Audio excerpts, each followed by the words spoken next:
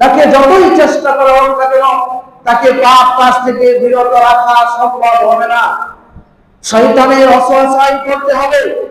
এজন্য আমাদেরকে সব সময় আল্লাহ ভীতি, আল্লাহর ভয় আমাদের নিজেদের মধ্যে আনতে হবে। কিভাবে আল্লাহর ভয় বৃদ্ধি পায়, আল্লাহকে ভয় করি, সেই চেষ্টাগুলো আমাদেরকে করতে হবে। আল্লাহ ভীতি মানুষের একটি আবশ্যক বিষয়, যেটা আমরা অনেক সময় বাড়ি নির্মাণ করলে, বাড়ি বানালে তখন নিচে ভালো ফাউন্ডেশন হবে, তারপরে উপরের দিকে বেশি 1 2 3 4 5 তলা 6 তলা পর্যন্ত করা যায়। ফাউন্ডেশন ভালো না হলে সেখানে সেই বাড়ির উপরে আর 2 তলা 3 তলা 4 তলা 5 তলা করা যেমন সম্ভব নয়, ঠিক তেমনি ভাবে মানুষের জন্য মূল ফাউন্ডেশন হলো একজন ব্যক্তির জন্য আল্লাহকে ভয় করা। এটা আবশ্যক একটি বিষয়। এজন্য আমাদের সকলকে আল্লাহকে ভয় করতে হবে। ভয়, আল্লাহ ভীতি, এটি বাংলা শব্দ, আরবিতে এটাকে বলা হয় আল খাউফ, খাউফ শব্দ, এটা আরবিতে ভয় বলা হয়।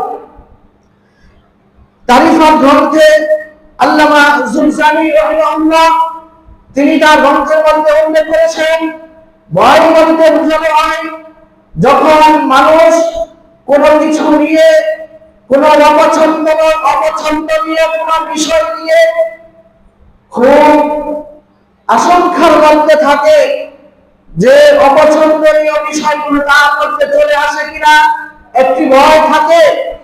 আবার পছন্দনীয় বিষয়গুলো মানুষের মধ্যে থেকে হারিয়ে যাওয়ার বিষয়ে একটি আশঙ্কা থাকে, এটাকে বলা হয় ভয়।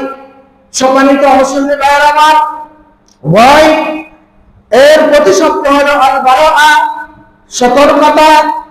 আর ভয় শব্দের আরেকটি প্রতিশব্দ হলো খাউফের প্রতিশব্দ হলো খশিয়া, যার অর্থ হলো সরাসরি ভয় করা।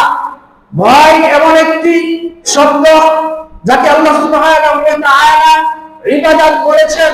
সালাত যেমন ইবাদত, হজ যেমন সমর্থ থাকলে ইবাদত, এবং কোরআন পড়া যেমন ইবাদত, যাকাত দেওয়া যেমন ইবাদত, ইসলামের হুকুম আহকাম মানাটা যেমন ইবাদত, এবং ইসলামের ইসলামিক কাজগুলো থেকে বেঁচে থাকা যেমন ইবাদত, ঠিক তেমনি ভাবে আল্লাহকে ভয় করাটাও একটি ইবাদত।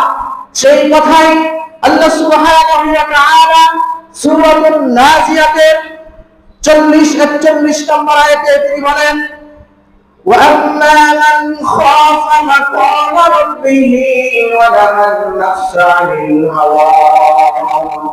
আর যে ব্যক্তি আল্লাহকে ভয় করে যে আল্লাহর সামনে আমি গিয়ে কি নিয়ে দাঁড়াবো, আল্লাহর সামনে যাওয়াটাকে নিয়ে ভয় করে, ওই ব্যক্তি প্রকৃতপক্ষে আল্লাহকে ভয় করে।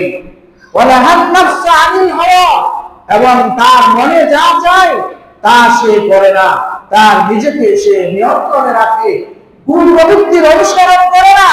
আল্লাহ সুবহানাহু ওয়া তাআলা এই আয়াতের মধ্যে এই স্পষ্টভাবে বলে দিলেন যে ব্যক্তি আল্লাহকে ভয় করে অবশ্যই সে আল্লাহর সামনে যাওয়ার বিষয়টাকে অনেক ভয় করে, সে সাবধানে কাজকর্ম করে, দুনিয়াতে চলাফেরা তার খুব সাবধান, কোন প্রবৃত্তির অনুসরণ করে না। তার মনের মধ্যে চিন্তা আসে যখন সালাতের সময় হয়, সে ইচ্ছা করলে শুয়ে থাকতে পারে, বসে থাকতে পারে, মোবাইল নিয়ে ব্যস্ত থাকতে পারে, খেলাধুলা নিয়ে ব্যস্ত থাকতে পারে, কিন্তু আল্লাহর ভয় থাকার কারণে সে চিন্তা করে আমি যদি এখন খেলা দেখি, আমি যদি এখন ঘুমিয়ে থাকি, আমি যদি এখন ইবাদত বাদ দিয়ে আমি সময় নষ্ট করি, তাহলে আল্লাহর সামনে গিয়ে আমি কিভাবে দাঁড়াবো, কিভাবে আল্লাহর সামনে গিয়ে আমি জবাব দেব। আল্লাহ তাআলা কাল কিয়ামতের ময়দানে যখন বলবেন, তখন আমি কিভাবে আল্লাহ তাআলার কাছে উত্তরগুলো দিব, জবাবগুলো দিব, এই ভয় নিয়ে থাকে।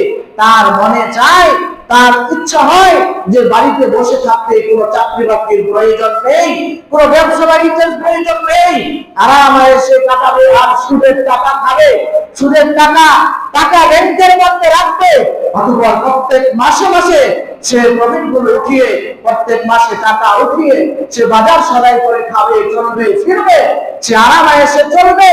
কিন্তু তার মনের মধ্যে চিন্তা আসে, আমি যে আজকে সুদের টাকা খেয়ে সালাত সিয়াম করবো অথবা করবো না, তা দুনিয়াতে চলবো, আরামায়েশে চলবো, রূপ বিলাসিতায় চলবো, তখন আমার কি হবে পরকালে।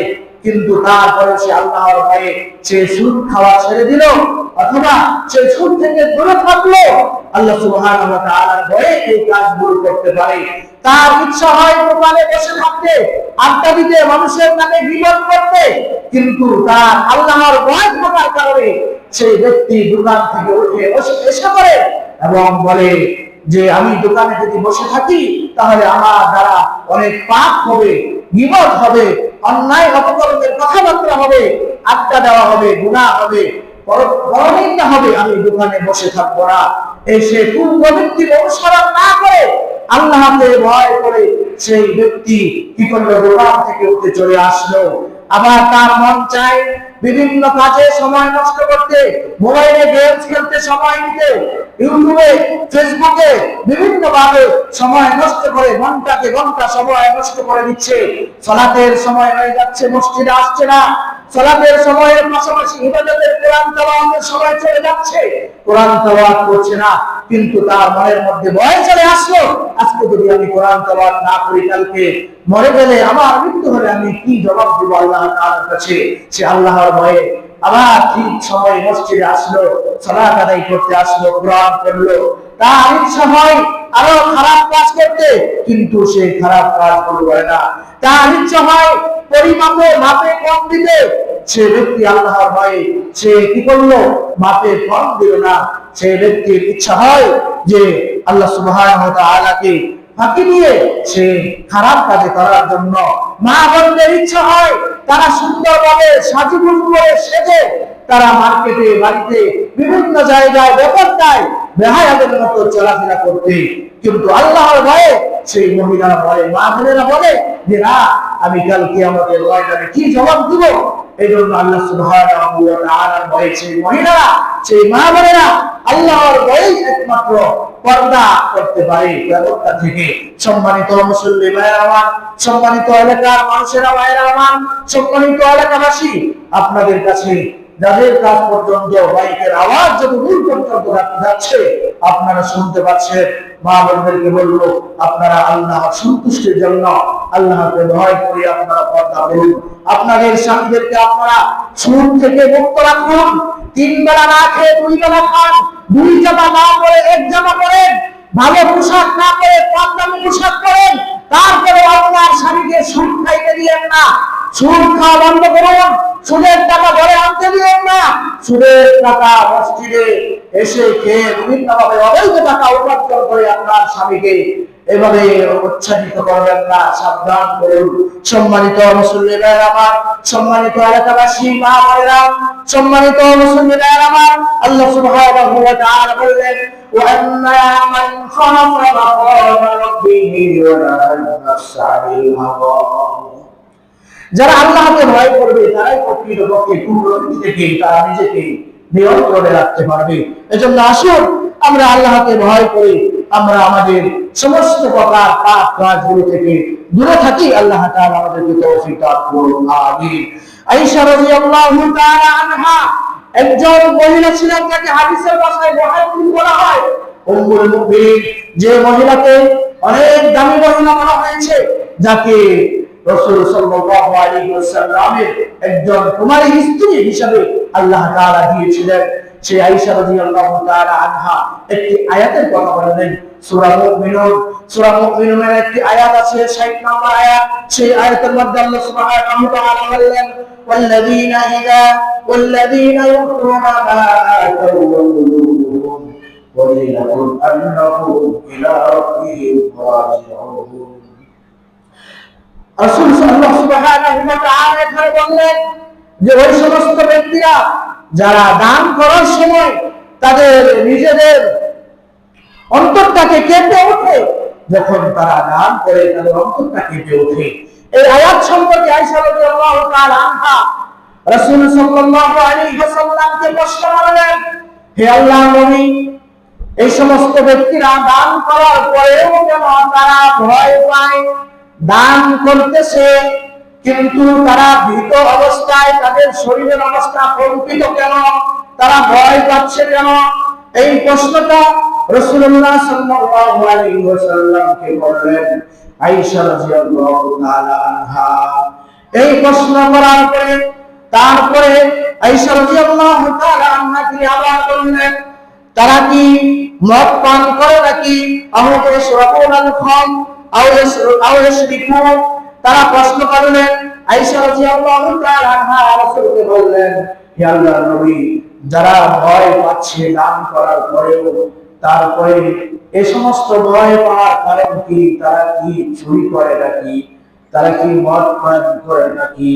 এই প্রশ্নটা করলেন। রাসূল সাল্লাল্লাহু আলাইহি ওয়াসাল্লাম বললেন, ও হে আয়েশা, হে সিদ্দিকা, তুমি আবু বকরের মেয়ে, তুমি বুঝো না কেন?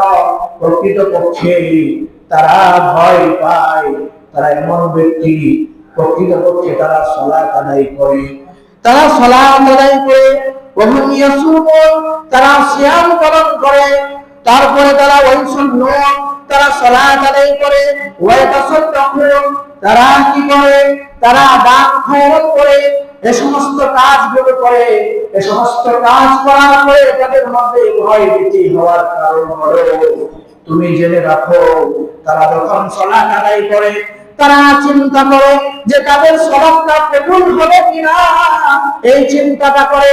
তারা যখন সিয়াম পালন করে তারা চিন্তায় ভয়ে কম্পিত অবস্থায় তাদের চেহারাগুলো কালো হয়ে যায়। তারা চিন্তা করে আমাদের এই সিয়াম গুলো কবুল হবে কিনা, কবুল করা হবে কিনা, আমার এই দান গুলো কবুল করা হবে কিনা। এই ভয়ে সেই সমস্ত ব্যক্তিরা তারা এভাবে দান করার সময়, করার সময় আল্লাহকে ভয় করে। সম্মানিত মুসলিম ভাইরা আমার, আমরা অসংখ্য মানুষ আছি যারা দান করি, কিন্তু সেই দানটা হালাল টাকা কিনা হারাম টাকা কিনা সেটা আমরা চিন্তা করি না। আর হারাম টাকা সেটা তো চিন্তা করি না, কিন্তু যেটা হালাল সেটা দান করার পরে আমরা চিন্তা করি না যে এই দানটা আল্লাহ তাআলা কবুল করবেন কিনা, আমাদের সালাত আল্লাহ তাআলা কবুল করবেন কিনা, আমরা কোরআন তেলাওয়াত করেছি আমাদের কোরআন তেলাওয়াত কবুল করবেন কিনা, এই ভয় আমাদের মধ্যে নেই। কিন্তু সেই সময় সাহাবারা দান করার সময় আল্লাহ তাআলাকে অনেক ভয় পেত যে তাদের দান কবুল হলো কিনা। কিন্তু আমরা কত পাপী, সুদ খাই, ঘুষ খাই, হালালের সাথে সম্পৃক্ত আমাদের খুব কম, হারামের সাথে আমরা জড়িত, তারপরেও আমরা আল্লাহর কাছে কান্নাকাটি করি না, আল্লাহকে ভয় করে আমরা এবার